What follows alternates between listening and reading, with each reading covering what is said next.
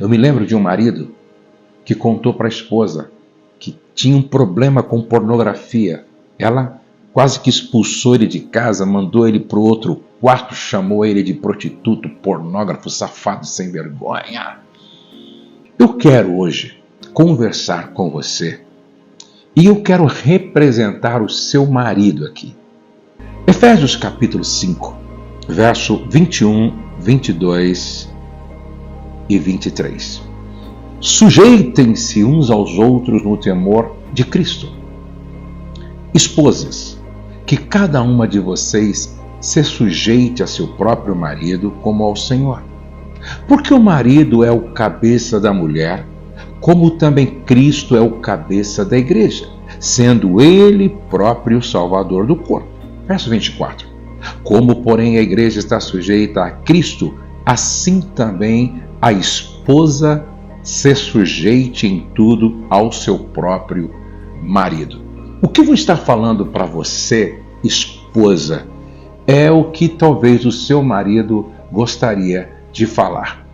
Eu dei uma palestra e desta palestra nasceu esse livro aqui, ó. Queria que minha esposa soubesse. Queria que a minha esposa soubesse. E eu quero compartilhar com você o conteúdo deste livro hoje. O primeiro desejo do seu marido. Eu gostaria de ser respeitado para não viver pela metade. Quantos maridos gostariam de dizer isso para a esposa? Eu gostaria de ser respeitado para não viver pela metade. A Bíblia diz: mulheres, sujeitem-se à autoridade do marido. Um homem que não é respeitado, que é tratado como um adolescente, não é reconhecido na sua função de líder, ele vive pela metade. Você respeita o seu marido? Você considera o seu marido? Você se submete à autoridade do seu marido? Honrar é respeitar. Respeitar é honrar. E honrar é reconhecer o valor. Uma outra coisa que todo homem gostaria que as mulheres soubessem, ou gostaria de dizer para a esposa: eu queria que ela amasse meus pais.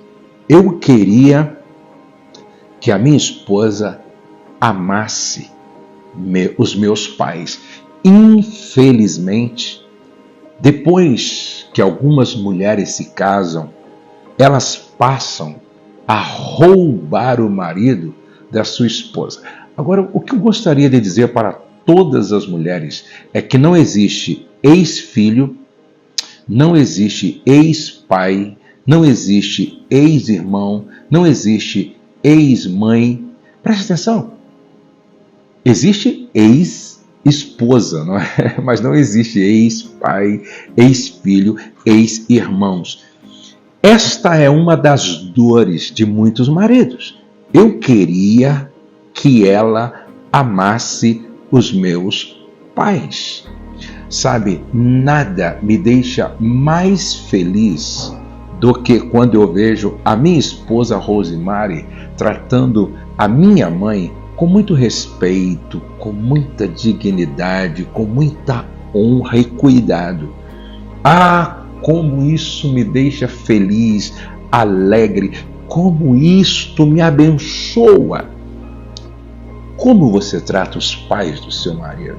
Eu vou repetir uma frase que eu tenho dito com certa frequência: quem não trata a sogra com honra, cospe no útero que gerou o amor da sua vida. Quantos maridos gostariam de dizer isso para a esposa? Eu queria que você amasse os meus pais. De 1 a 10, que nota você dá para você mesma como nora? Preste atenção.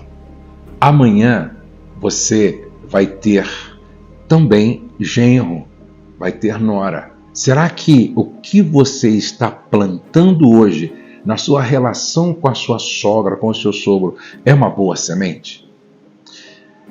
Terceira verdade que todo marido, ou boa parte dos maridos, gostaria que a esposa soubesse. Eu gostaria que ela não usasse as palavras para me ferir. Eu gostaria que ela não usasse as palavras para me ferir. Algumas mulheres têm a língua muito afiada. Algumas mulheres têm a língua carregada de veneno que mata. Eu espero que não esteja falando com nenhuma mulher assim, mas esta palavra ela é preventiva e ao mesmo tempo terapêutica. A Bíblia diz que com a língua a gente pode abençoar ou amaldiçoar, a gente pode dar vida ou matar, a gente pode edificar ou destruir. E muitas mulheres, elas usam a língua não para construir, mas para destruir. Preste atenção, há frases mortíferas e venenosas que são bem conhecidas e nós podemos aqui dar alguns exemplos. Por exemplo, quando a mulher diz assim: eu não disse que não ia dar certo. Isso é terrível para o marido. Eu não disse que não ia dar certo. Você é igual a seu pai. A culpa é toda sua. A culpa é toda sua. Você só sabe reclamar. Você só sabe reclamar. Maldita hora que eu casei com você. Gente, são palavras que carregam o peso de uma praga. Palavras que geram morte. Maldita hora que eu casei com você. Você recebeu o que merece, sabia? Você recebeu o que merece. Bem feito! Eu quero que a sua mãe morra. Eu quero que a sua mãe morra. Quem está casado com uma mulher assim não precisa do diabo como adversário. Desculpe, essa é a verdade. Quantos homens gostariam de dizer: eu gostaria que você não usasse as palavras para me ferir. Eu me lembro que estava aconselhando um casal aqui na clínica de restauração de casamento e era meia-noite e a esposa falou tudo o que ela queria e falou e quando chegou na vez dele, esse homem começou a chorar compulsivamente, dizer assim: pastor, há 7 anos esta mulher me destrói com palavras. Há 7 anos esta mulher me destrói com palavras. Ela disse: ela diz com frequência: você é um besta, um idiota, um banana, um merda, você não vai dar para nada, você é igual ao seu pai. Pastor, eu não aguento mais, eu não suporto mais. Você tem usado a sua boca para abençoar seu marido, seus filhos, sua família? A sua boca tem sido um manancial de vida. A quarta verdade, a quarta coisa que muitos maridos gostariam de dizer para a esposa: quem dera que ela fosse mais companheira. Esta é uma verdade que muitos maridos gostariam de estar falando, e eu estou hoje aqui representando seu marido. Quem me dera que ela fosse mais companheira, mais amiga, estivesse mais comigo. Muitos homens só andam sozinhos porque a esposa não gosta. Ela não gosta de ir com ele na igreja, não gosta de ir com ele no passeio, não gosta de ir com ele no cinema, no shopping, no teatro, no circo, não gosta de passear com ele, não gosta de ir no cruzeiro com ele. É uma mulher que não é companheira. Quem dera se ela fosse mais companheira.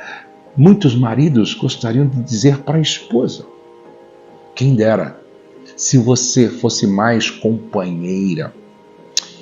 A quinta coisa, a quinta verdade que muitos maridos gostariam que as mulheres soubessem: eu gostaria de poder compartilhar com ela minhas tentações sexuais. Eu quero parar um pouco aqui. Eu gostaria de compartilhar com ela as minhas tentações sexuais. Quantos Quantos homens estão sofrendo sozinhos porque ele não pode contar para a esposa? A esposa é imatura. A esposa jamais compreenderia se o marido dissesse: estou sendo tentado. Eu estou sendo tentado. Eu me lembro de um marido que contou para a esposa que tinha um problema com pornografia. Ela quase que expulsou ele de casa, mandou ele para o outro quarto, chamou ele de prostituto, pornógrafo, safado, sem vergonha. O contrário, eu conheço uma outra história de um marido que procurou a esposa chorando muito. Sentaram assim no sofá e ele chorando muito. Ele disse: querida, esse cara é meu amigo, esse cara é um pastor, é meu amigo. Ele disse: querida, eu tenho um problema, eu não consigo vencer a pornografia, superar a pornografia. Eu venço 10 dias, caio, venço 15 dias, caio. Ele pensou que a esposa iria julgá-lo, condená-lo e mandá-lo para o inferno. Sabe o que ela fez? Ela começou a chorar com ele, colocou a cabeça dele no colo dela e disse: por que você não me falou antes, que eu já estaria te ajudando? E ela disse assim: olha que mulher madura, inteligente, espiritual. Ela disse: a partir de hoje, a sua luta vai ser a minha luta, a sua guerra vai ser a minha guerra, a sua batalha vai ser a minha batalha. Juntos nós vamos vencer. Eles oraram, montaram um plano de ação. Ela deixou aberta a porta, certo? Para ajudá-lo, e disse: olha, quando você for tentado, fala comigo. Quando você for tentado, conversa comigo. E ele conta que dali para frente ele começou a vencer e viver uma vida de vitória sobre o pecado.